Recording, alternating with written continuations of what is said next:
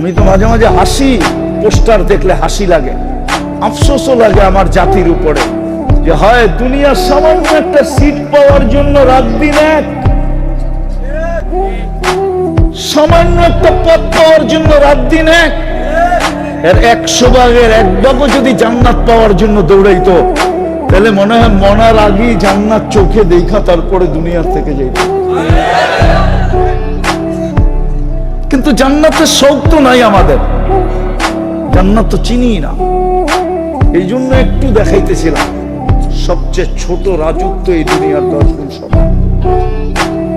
জান্নাতের সমস্ত ফার্নিচার হবে সোনা রূপা দিয়া, সমস্ত প্রসাধনী হবে সোনা রূপা দিয়া, আসবাবপত্র, কেননা জান্নাতে কাঠের কোনো গাছ নাই।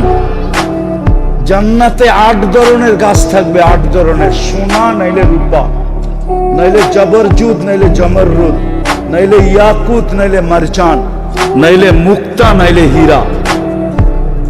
এই 8 প্রকার জিনিসে ফল ধরবে জান্নাতে। সোনা লতায় ফুল ধরবে জান্নাতে। সমস্ত আসবাবপত্র স্বর্ণের হবে, রূপার হবে, মাথার কাঁটাটা পর্যন্ত স্বর্ণের হবে, চিরুনি পর্যন্ত সোনার হবে। যুবক, স্টিলের বেসলাইট পোড়া বাপ দেখাও, ঠিক না? একটু পর পর লাড়া দেয়, বন্ধু করে দেখায় বাপ, ঠিক না? আল্লাহ জান্নাতে এই থেকে এই পর্যন্ত সোনার বেসলাইট পড়াবে, সকালে পড়াবে, বিকালে চেঞ্জ, বিকালে পড়াবে, সকালে চেঞ্জ, চিরজীবন এরকম চেঞ্জ হইতে থাকবে। ডেলি 70 বার কাপড় চেঞ্জ করবে, কোন দর্জি শিলাবে না, আল্লাহ কুদরত দিয়া শিলাবে।